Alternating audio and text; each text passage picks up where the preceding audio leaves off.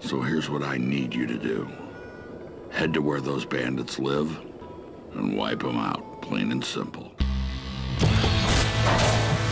John Carmack still brings the same genius to the video game world that he brought when he started back working on Wolfenstein 3D, which is trying to do something new and revolutionary with every generation of technology that he creates. We invented the genre. We like to think we perfected it. We strive hard to make that experience. It's what we like to play as players. We can make a first-person shooter and we can have gunplay, and we've done that before. But again, we're pushing the boundaries. We want to add something unique that we haven't done before.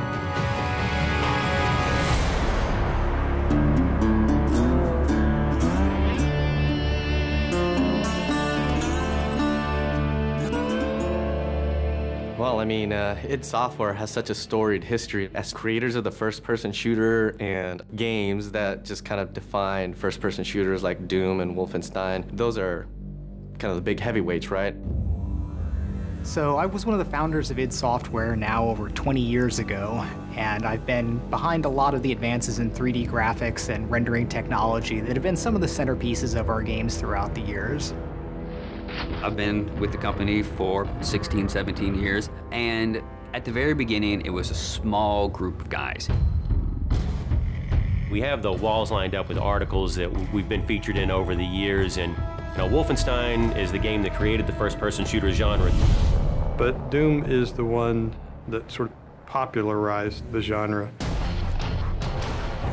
It defined this in-your-face, visceral, gritty action that really separates out first-person shooters from other games. And you look at Quake, where we had client-server architecture, which is now the standard for every multiplayer game on the internet. Rage is an opportunity to take all the cool stuff that we have learned over the years in building those games and apply it in a completely new setting. We have continued to focus on the first-person action side of things, and that's been very much what Rage still takes away from our history there. It is a first-person game. It's about action. It's about intensity. It's how you play the game, what you experience, what happens to you in there. If you're looking for Mayor Clayton, he's right over there. When John Carmack was coming up with id Tech 5, one of the things we wanted to make sure we did is give people something new.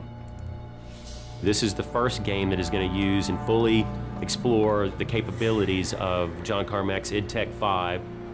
The work that he does, the technology he creates, is just something that you wouldn't see elsewhere. And so a lot of it was just, how do we make something fun with this cool tech? So the cornerstone of id Tech 5 is our mega texture technology. It gives us the ability to tweak every single pixel that you see in the world. Unique texturing is what id Tech 5 is all about, and we have some awesome artists that are able to actually exploit that and put all that detail into the world. The human eye can easily notice repetition in objects and in textures, and if you have a unique environment, that simply doesn't exist. And at any given point, the whole environment has this unique feel and this unique look to it. So you're not running through the same space corridors for 20 hours in Rage.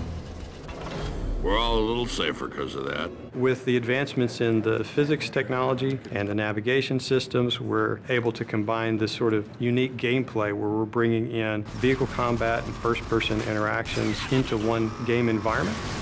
We're getting to the point now with Rage where what's in the minds of an artist, what's in the minds of a director, can actually make it into the game. We are arguably the best-looking game on the consoles today. And the point is, we are running at 2 times the frame rate of what other people might argue is the best-looking console game there. So this has allowed us to have a distinctive visual style, fabulous top-of-the-line graphics,